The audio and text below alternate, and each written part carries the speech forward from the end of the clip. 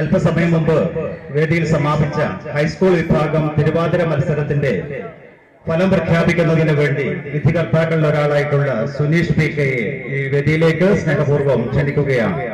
എല്ലാവർക്കും നമസ്കാരം.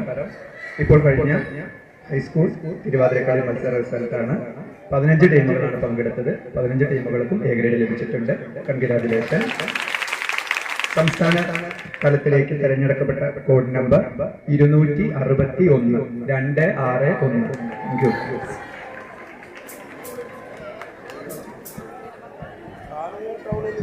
Sorry, code number 214 214.